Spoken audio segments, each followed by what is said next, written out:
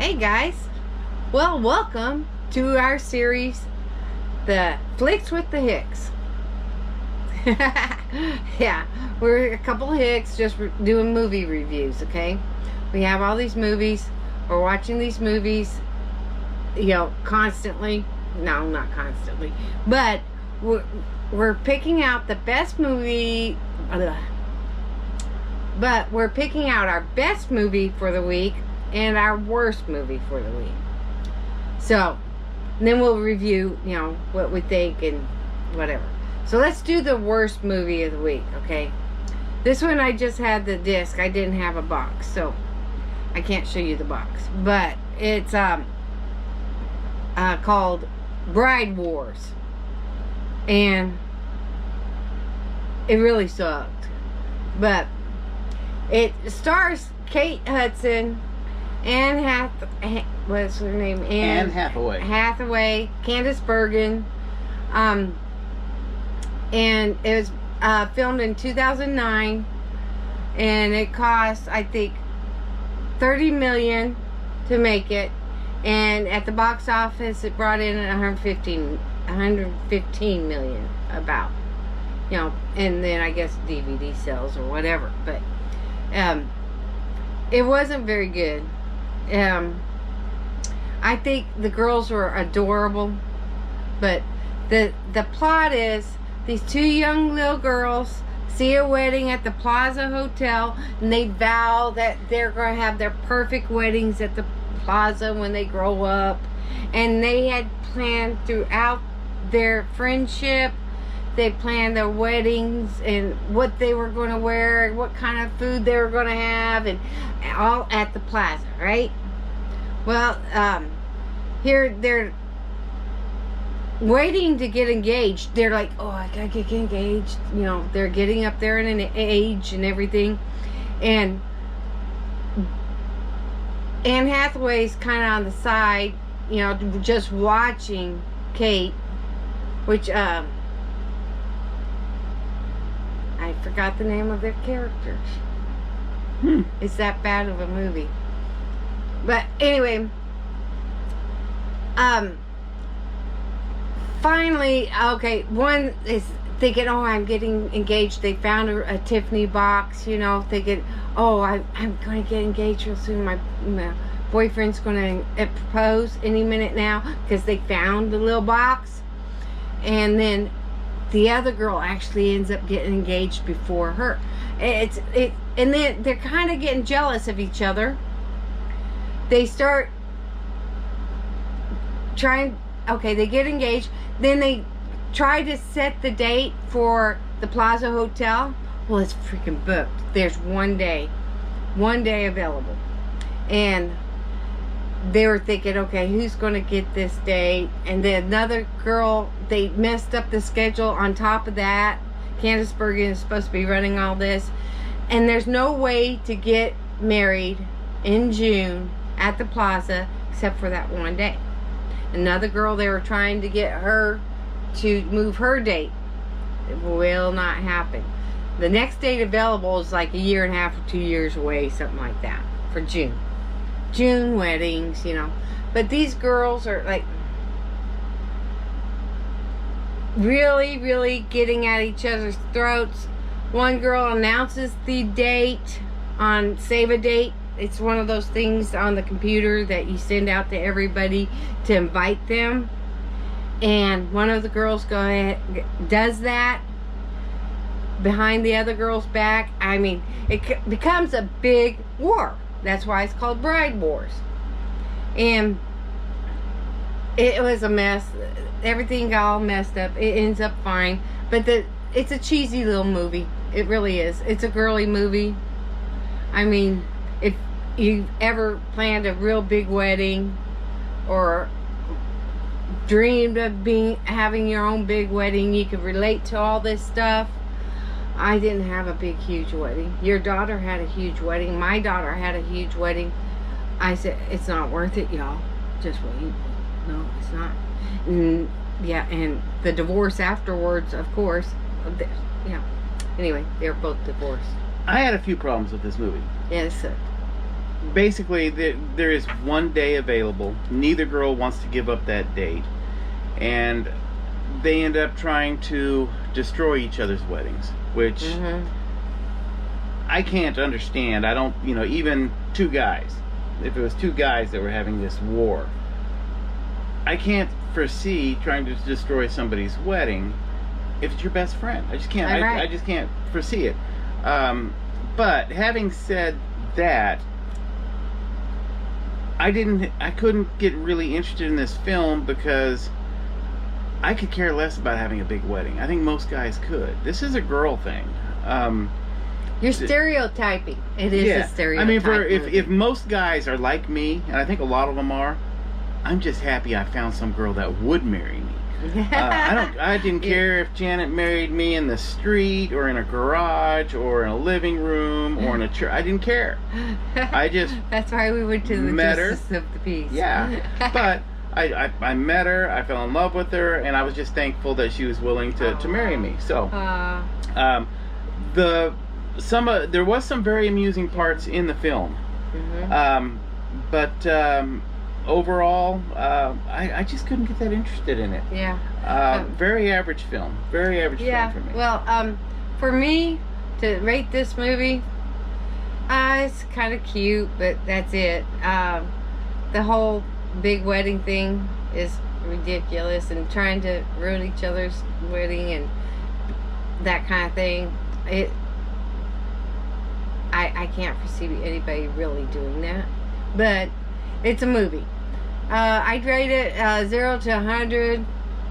Shoot, I'd probably give it about 30, just because the girls were cute. It was kind of funny in some parts, but I mean, I wouldn't totally. It's I wouldn't recommend it for anybody really. Not unless you're getting married and you think this stuff can really happen. I would give the film a 37.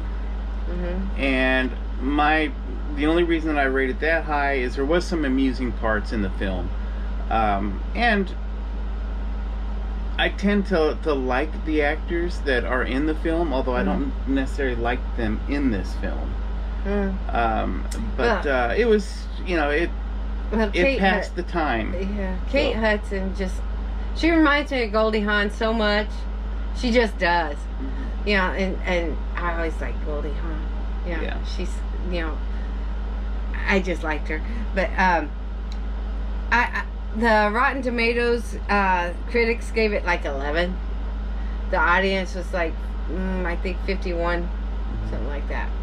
But it's just, you want to blow some time, you watch it, girls. The guys aren't going to really. I wouldn't think. The average guy. Enough of that one. Okay. Let's get to the good one. All right. So the film that I chose to review this week as our best film is Once Upon a Time in Hollywood. Starring Leonardo DiCaprio, Brad Pitt, and Margot Robbie as Sharon Tate. Now, this film, I've watched it 3 times now. And I love it. Absolutely love it. As many of you may know, I've done a lot of research on the Manson murders and the Manson crimes, and this film is loosely based on the Manson family crimes. I think it's more having to do with that time frame of time in Hollywood. It's a Quentin Tarantino film. Quentin Tarantino wrote it and directed it. I love most of Quentin Tarantino's films, but this one I especially liked. I think it's the best role that Brad Pitt has ever had. I usually don't like Brad Pitt as an actor, but in this role he played a character that I could identify with. Cliff Booth, yes. And then Rick DiCaprio Dalton. was Rick Dalton. Yeah. And a couple interesting things about this film. Basically, the whole idea behind this film was the time period of the Manson murders and what happens if the Manson family goes to the wrong house. Instead of going to Sharon Tate's house, they go to the house next door, and how it may have changed history and what may have happened. Now, Brad Pitt, right here, plays Cliff Booth, who in real life, that character was based on a man named Hal Needham, who was a real life stuntman who later became a director. He directed a lot of Burt Reynolds films. He directed The Longest Yard. He did Hooper. I think he did Cannonball Run, some of the Smokey and the Bandits. And Rick Dalton's character was supposedly based on a conglomerate of several actors of that time period. I saw online where supposedly Quentin Tarantino said it was kind of mostly based on Steve McQueen, but I don't think so, because Steve McQueen actually has a role in this film. The character, somebody playing Steve McQueen, is in this film, and Rick Dalton plays a Western cowboy actor who had his sitcom or TV series canceled, and he's gone into film roles, moved into movies, but he has not had the fame in the movies that he's had in his TV series. I think that Rick Dalton's character was based more on Clint Eastwood, because Clint Eastwood was in the TV series Rawhide. Yeah. And when he left Rawhide, when it ended, he was struggling to get good film roles in Hollywood. So he went and did some spaghetti westerns, which is what Rick Dalton ends up doing in this film. And he made a name for himself in these spaghetti westerns with a few dollars more, a fistful of dollars, and ended up getting some big roles with Dirty Harry, and later went on to become the huge star that he is. So, anyhow, the film, though, is fantastic. The way that they decorated Hollywood to make it appear as it was 1968 was fantastic. The music that they used was wonderful. Fantastic music. It just created a sequence or a time frame that I loved watching. They also, it was very easy to identify which characters in the film were based on real Manson family characters. Wonderful film, and I actually wish that this movie was true rather than what actually happened. Oh yeah, that would have been a lot better off. Yes. Everybody would, it would have been a much better ending. But Quentin Tarantino, with his movies, I'm sorry, I'm interrupting. No, go ahead. But, a lot of his stuff is pretty gory and graphic. And this is. And it is. But it suits the movie. It's the whole scenario and the characters with like the Manson family characters, the Spawn Ranch, the old man at the Spawn Ranch, the settings, what was going on during that time. But Quentin put in some major twists, which made it really interesting and entertaining, and I thought it was a good movie. I mean, his movies are kind of like that, like they'll have twists and they're gory and they're violent and they're verbal, which it's not a true story, but had a lot of true facts involved there.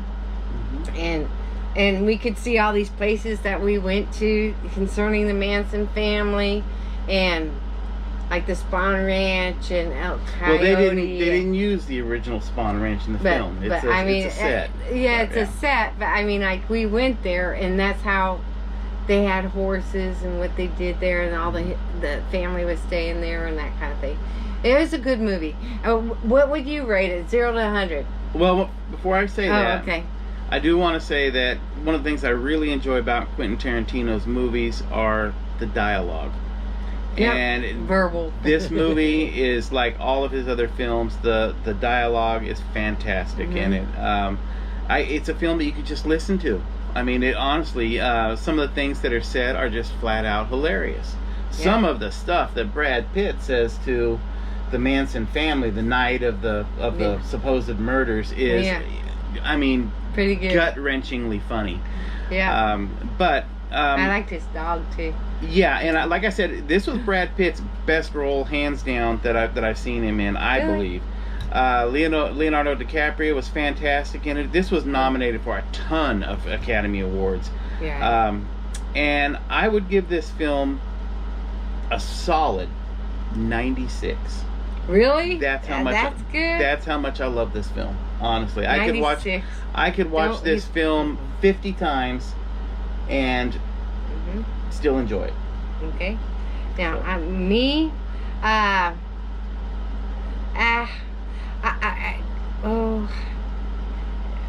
don't know. I'd say probably a 95 because I'd watch it over and over and over again. I really would. Would you? Yeah, I would.